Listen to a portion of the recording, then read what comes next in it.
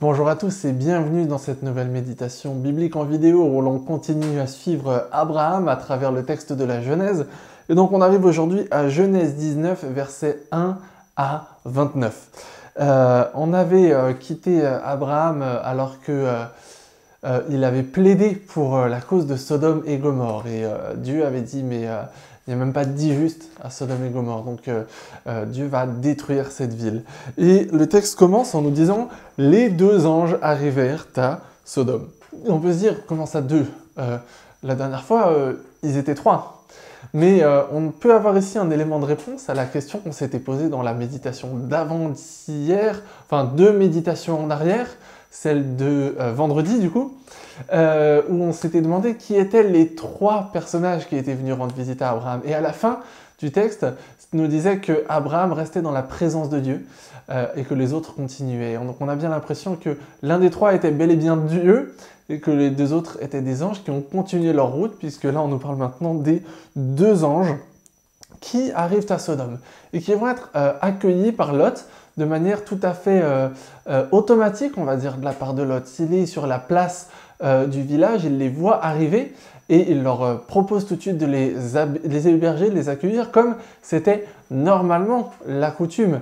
Mais en fait, le fait que Lot soit le seul dans ce cas-là à proposer l'hébergement, à leur proposer de les accueillir, montre aussi l'état de la ville, l'état des habitants de la ville, l'état de perversion dans lequel ils sont, mais on pourra y revenir dans quelques instants, parce que ces anges vont finalement, après avoir refusé, accepter finalement d'aller chez Lot.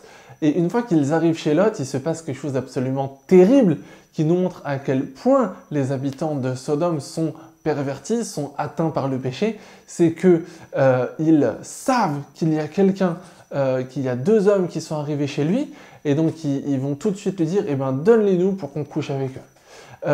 C'est la première chose qui leur vient en tête. Et ils se réunissent tous ensemble pour réclamer ça de la part de Lot. Alors Lot, sa réaction avec nos yeux modernes peut paraître aussi assez terrible. Il propose de leur donner ses filles. Je pense surtout que Lot, en fait, à ce moment-là, panique.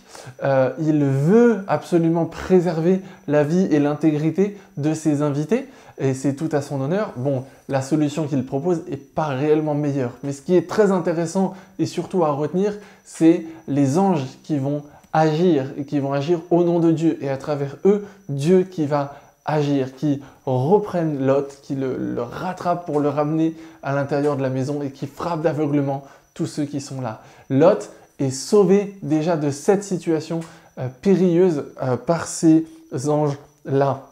Et puis ils vont manifester ensuite de la miséricorde pour Lot, en lui disant, mais on va détruire les villes, est-ce que tu as encore de la famille ici? Va les avertir pour qu'ils puissent être sauvés avec toi.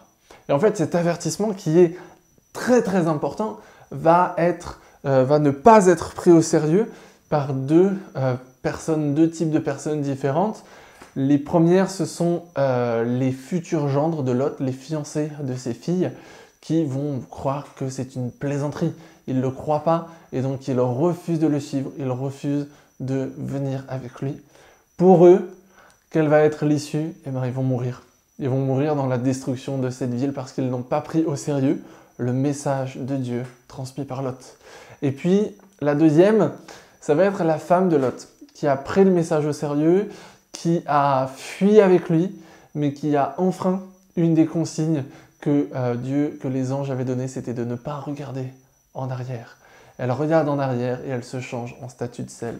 Elle aussi, elle meurt. C'est absolument terrible, en fait, et on peut se dire, mais il n'y a vraiment pas de droit à l'erreur, là. Il n'y a pas vraiment de miséricorde. Et en fait, ça serait oublier l'énorme, l'immense miséricorde qui a été manifestée par Dieu envers Lot et sa famille avant cela. Il leur a donné une chance d'échapper.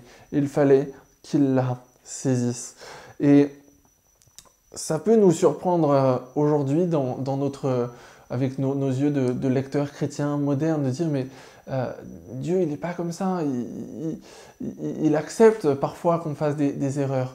Oui, mais parfois aussi il va y avoir des moments où il faut il faut obéir, il faut faire les choses et puis c'est tout.